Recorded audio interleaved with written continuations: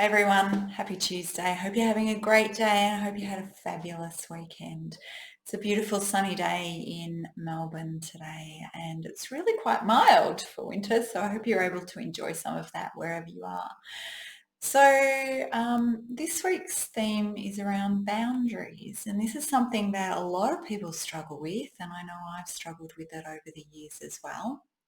I used to have really porous boundaries. I'll talk about what that means in a minute.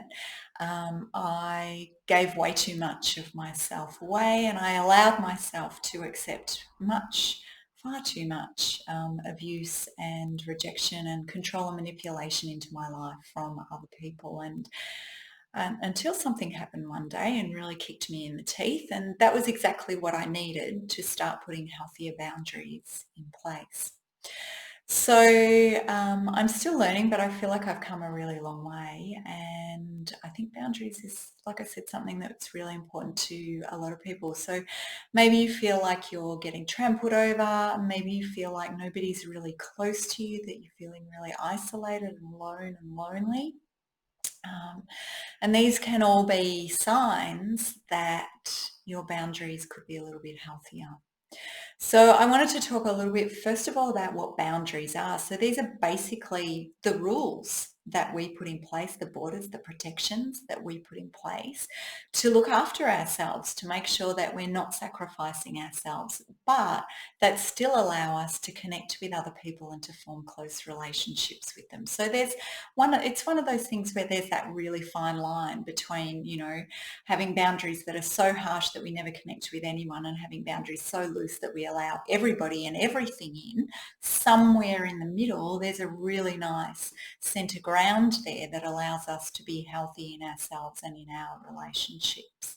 If our boundaries are invaded or violated, then we tend to feel really uncomfortable and anxious. And you might even have experienced that feeling uncomfortable and anxious and not really know why. Sometimes that can happen, that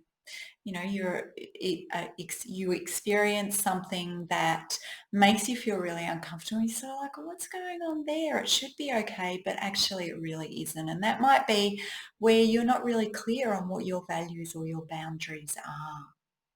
Um, and boundaries will help you to maintain your integrity, your sense of self and connection with yourself and others. I'll talk a little bit more about that in a minute.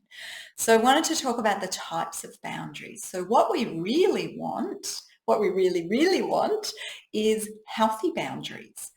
Like I said, healthy boundaries allow us to connect with other people while also maintaining our integrity and looking after ourselves.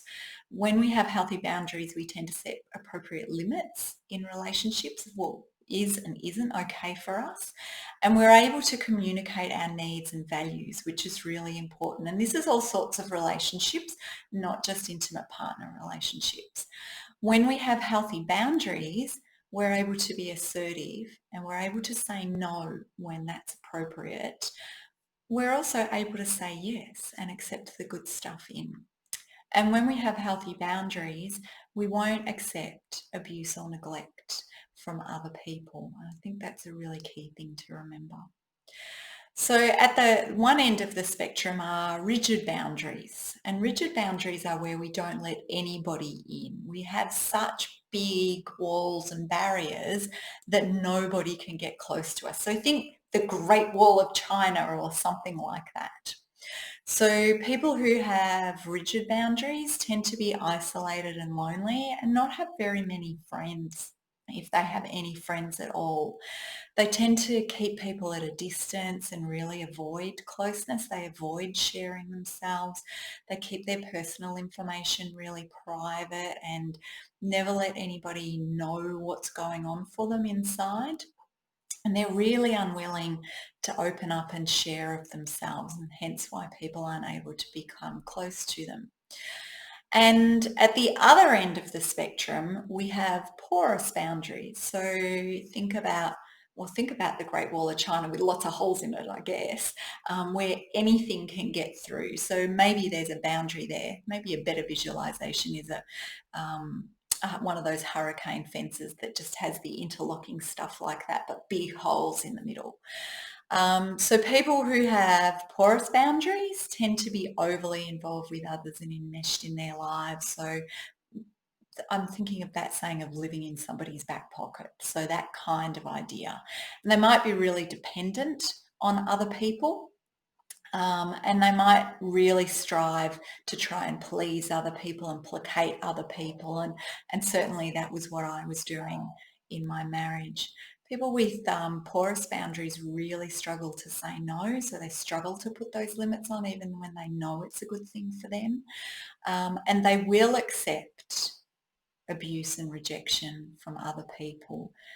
They're likely to share too much as well. So we might use the term having no filter in common parlance these days, but they're really fearful of being rejected or abandoned. And so that's why they go to these great extents of trying to really please the other person. But these are the people who will often feel like a doormat, like they're being treated like a doormat. So what can having healthy boundaries do for you? Well, it can really help you feel affirmed. It can give you a sense of independence and individuality. It can tell you what actually is right for you and what isn't so right, what you're willing to tolerate and not tolerate. Having healthy boundaries will help you be respected and empowered in your life. And this includes work and personal relationships. Having healthy boundaries will support you having better self-esteem and really looking after yourself, better self-worth and more independence and agency. Knowing where your boundaries are also helps you ensure that the environment that you're operating in is safe and predictable. And this is really important for us to be able to show up and be all of who we are. One thing around boundaries is around legal issues as well. So think about doctor-patient relationships, those kinds of relationships. Legal requirements are one sort of boundary that we can have in place. Having healthy boundaries helps us have space to be vulnerable, which is really essential for personal growth. So if we feel safe in a relationship and like we're respected and empowered, then we're more likely to show up, we're more likely to share of ourselves, and we're more likely to have space available and will allow ourselves space to actually grow into the person that we are. Having healthy boundaries can support our financial stability. So think about the idea that if you have no boundaries or really porous boundaries, you might give away more than you actually have. You might do that as a way to try and please other people, or people may come to you and ask for things and you give those things to them because you don't have those boundaries in place. Having healthy boundaries in a work context allows us to have greater role and task clarity.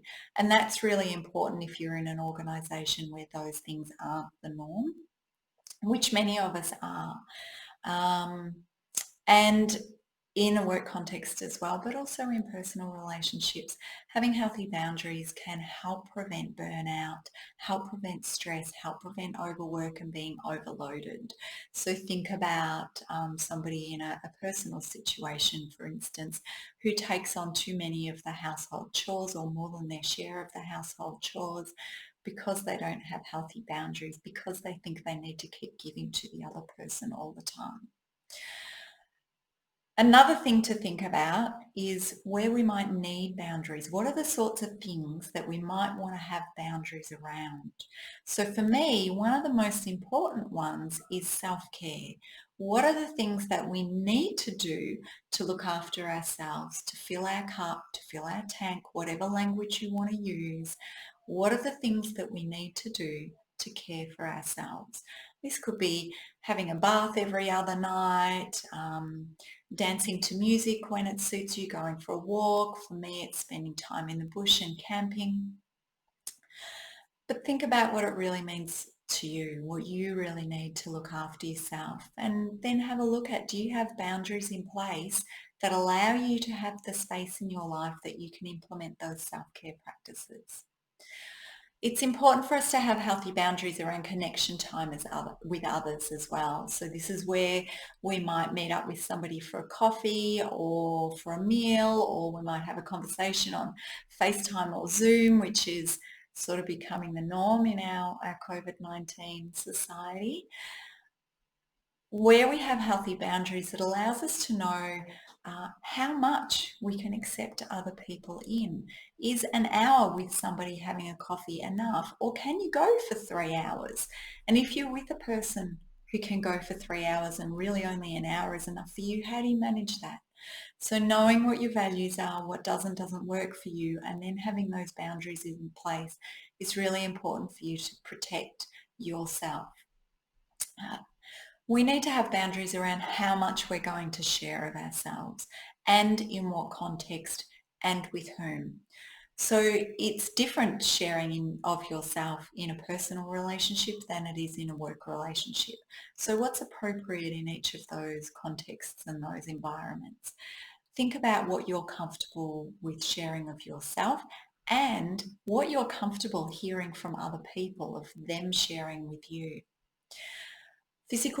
Social, I'll get it right in a minute. Healthy boundaries around physical proximity are also really, really important.